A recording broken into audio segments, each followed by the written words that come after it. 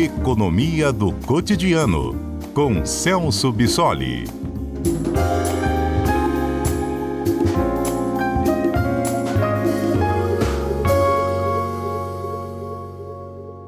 Celso Bissoli, doutor em economia, está aqui para ajudar a gente a entender o nosso cenário econômico.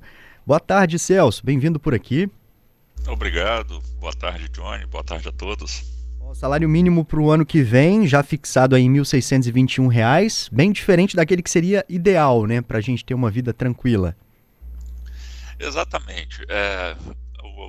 Houve esse anúncio do aumento do salário mínimo, né, o que é uma conquista, né, desse ano para o próximo ano.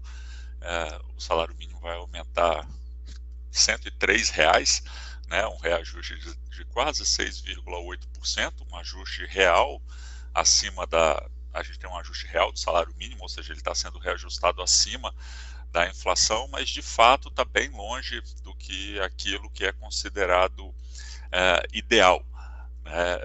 Se a gente for olhar, né, o cálculo de como é feito, né, essa simulação sobre como seria o salário mínimo ideal, né, isso o IDIESE faz periodicamente, a gente está falando de um salário mínimo que deveria ser de pouco mais de R$ 7.000, né, R$ 7.067, que seria o salário mínimo considerado ideal nos cálculos agora para novembro de 2025. É aquele cálculo que o IDIESE faz, né, acompanhando o preço da cesta básica em várias capitais brasileiras, e aí, com base nessa cesta básica, faz essa estimativa do que seria o salário mínimo suficiente para que um trabalhador e a sua família, então a gente está falando de 4 pessoas, 2 adultos e 2 crianças, deveriam receber justamente para custear todas essas necessidades básicas, com alimentação, moradia, saúde, educação, lazer, transporte e por aí vai. E chegam a esse resultado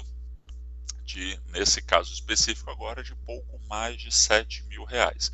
Considerando que o salário mínimo do ano que vem, né, vai ser de 1.621, né, realmente a gente vê essa diferença entre os dois salários. Se a gente comparar com o salário de hoje, o salário mínimo agora de 2025, que é de R$ 1.518, esse salário mínimo ideal calculado é 4,6 vezes superior, né? Se a gente comparar com o salário mínimo já do ano que vem, que vai ser de 1.621, a gente está vendo que esse salário do ano que vem ainda vai ser 77% menor do que o salário mínimo ideal, né? A gente está longe disso, né? Quando a gente olha a série histórica de salário mínimo no Brasil, esse patamar que vai entrar em vigor do ano que vem, de 1.621, esse era o salário mínimo considerado ideal, basicamente lá no início da série histórica, lá para os anos de 2004 ou 2005. Ou seja, esse seria o salário mínimo ideal de 20 anos atrás. A gente está um pouco longe desse patamar, né, do que seria o ideal, mas de qualquer forma a gente tem uma política consistente de aumento do salário mínimo acima da inflação, ou seja, ganhos reais do salário mínimo. E isso é importante, porque a metodologia do cálculo do salário mínimo, né, prevê o reajuste com base no INPC, que é um índice de inflação, o Índice Nacional de Preços ao Consumidor, né, mais o índice de crescimento do PIB dos 2 anos anteriores, né? Então, nesse caso, a inflação acumulada nesses últimos 12 meses foi de 4,18% e o crescimento do PIB lá de 2024 foi 3,4%, né? Se a gente somasse esses dois percentuais, a gente está falando de um reajuste do salário mínimo que seria superior a 7%. Só que, claro, a gente sempre tem que lembrar, né, que o governo aprovou dentro da regra do teto de gastos, né, lá do arcabouço fiscal, que o salário mínimo está limitado a esse aumento real de 2,5%. Então, né, esses 2 percentuais que eu falei não foram aplicados na integralidade justamente para seguir essa regra.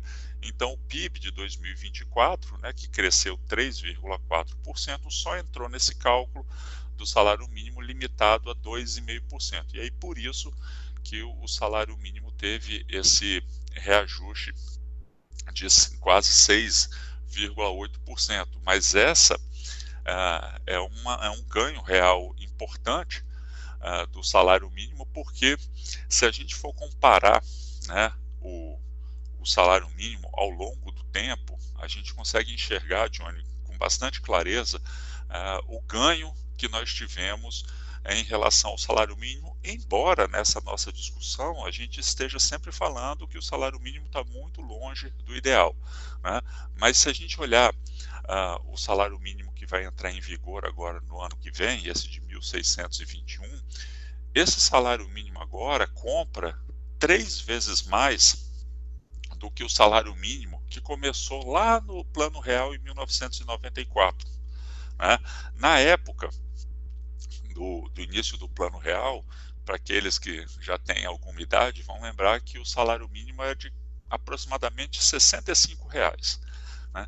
Se a gente fizer um exercício de pegar esse salário mínimo lá de trás, que valia R$ 65, e atualizarmos esse salário mínimo para os valores de hoje, utilizando, por exemplo, o IPCA, o Índice de Preços ao Consumidor, né, esse salário mínimo de R$ 65 hoje valeria em 2025 para 2026 aproximadamente R$ 550. Né? Esse seria o salário mínimo que nós teríamos hoje, caso ele fosse corrigido somente pela inflação. Né? O salário mínimo que a gente está aprovando para o ano que vem é praticamente 3 vezes esse valor. Então, isso fica claro o ganho real que nós tivemos do salário mínimo e a importância que essa política de valorização real do salário mínimo teve na qualidade de vida da população. Celso, quando você faz esse cálculo aí, você leva em conta também o poder de compra das pessoas? Tem um ouvinte aqui, o Hélio, está dizendo que tem saudade de quando o dólar estava 3, inflação 4 e o salário mínimo era menor, mas a gente tinha poder de compra. É a percepção que ele tem. Quando você fala que se a gente pegar esse salário lá de trás e trazer para hoje, né, quando ele era cerca de 60 e poucos reais, daria uns 500 e pouco. Isso leva em consideração o poder de compra, o que a gente consegue fazer com esses 550 e o que nós conseguiríamos fazer naquela época?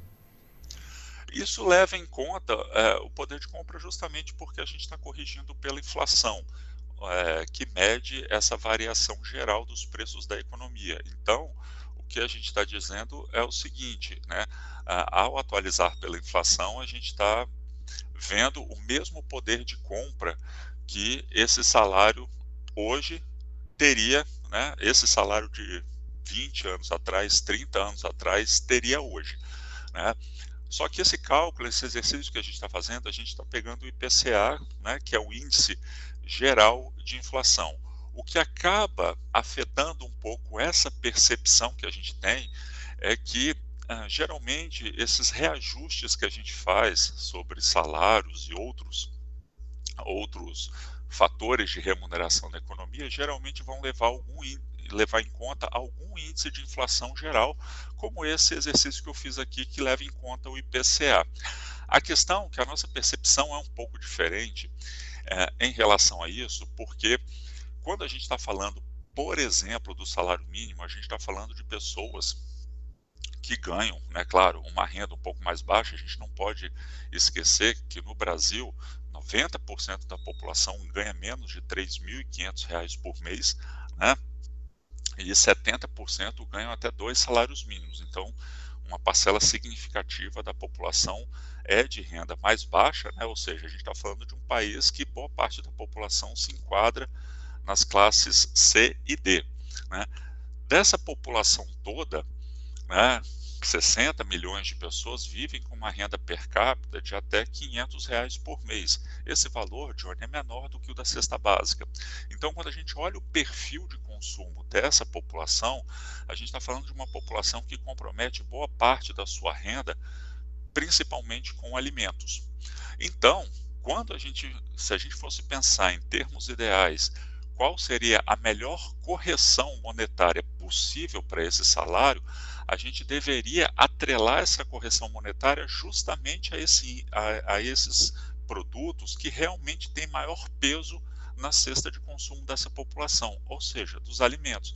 Então, se a gente aplicasse ao salário mínimo a inflação observada somente no grupo dos alimentos, a gente teria um reajuste mais justo da renda dessa população, já que os alimentos ocupam boa parte da renda dessas pessoas. Só que, obviamente, o cálculo não é feito dessa forma. A gente pega um índice geral de preços, como o IPCA, o INPC, que contém uma série de outros produtos nesse cálculo, e muitos desses produtos às vezes não fazem parte da cesta de consumo dessa população. É por isso que a gente acaba reforçando um pouco essa percepção que o ouvinte colocou, de que ele vai perdendo o poder de compra, né, já não consegue comprar as mesmas coisas que antes, né? Isso depende muito da cesta de consumo dele, de que tipo de produto ele compra, e, portanto, ele vai perceber a inflação, vai perceber uma perda de poder de compra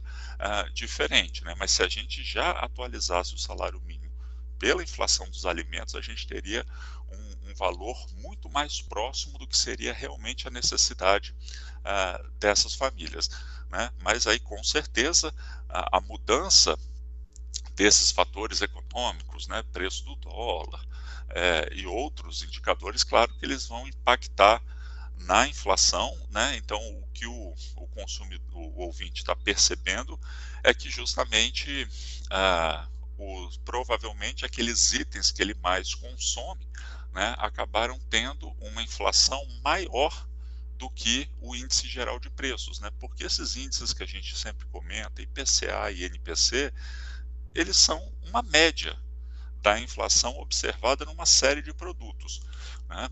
E a depender do tipo de produto que a gente compra, né, a gente pode perceber uma inflação acima dessa média ou abaixo, né? No caso de muitos ouvintes, a percepção é de que o aumento de preços que eles observam está acima da média, mas, de qualquer forma, a atualização desses salários pela inflação cumpre justamente esse objetivo de preservar o poder de compra, né, considerando esse desempenho médio da economia, né? Claro que existem variações individuais, cada um tem uma cesta de consumo diferente das outras pessoas, mas na média essa correção permite justamente que a gente preserve esse poder de compra. E o que a gente está vendo no caso do salário mínimo é que, ao longo dos anos, né, o salário mínimo foi reajustado acima da inflação, ou seja, na prática, né, as pessoas aumentaram o seu poder de compra, houve um ganho real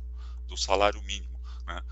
Então isso é importante para o desempenho da economia brasileira, isso ajuda a gente a combater alguns dos problemas de pobreza e de desigualdade, embora a gente esteja longe de alcançar isso, mas essa política de valorização real do salário mínimo tem um impacto importante nessa direção, embora, quando a gente esteja falando desse reajuste do salário mínimo, a gente também tem que lembrar das consequências, né, dessa política em termos de impacto, especialmente sobre as contas públicas, porque quando a gente aumenta o salário mínimo, nesse caso foi um aumento vai ser um aumento de R$ 103 no salário mínimo, a gente está falando de uma injeção de renda importante na economia, isso ativa o consumo, né? Isso é importante para o crescimento da economia, mas para um agente econômico responsável por isso, que é o governo, a gente tem um impacto importante, né? As estimativas que nós temos é que para cada R$ 1 de aumento do salário mínimo, isso significa uma despesa adicional do ano que vem de 420 milhões de reais. Então, esses R$ 103 que vão ser concedidos de aumento significam 43 bilhões de despesas a mais no ano que vem. Isso tem um impacto importante, especialmente na Previdência. A gente tem no Brasil uma quantidade muito grande de pessoas que recebem o salário mínimo. A gente está falando de praticamente 60 milhões de pessoas que têm o seu rendimento referenciado no salário mínimo, ou seja, 25% da população. 25 milhões são beneficiários do INSS, né?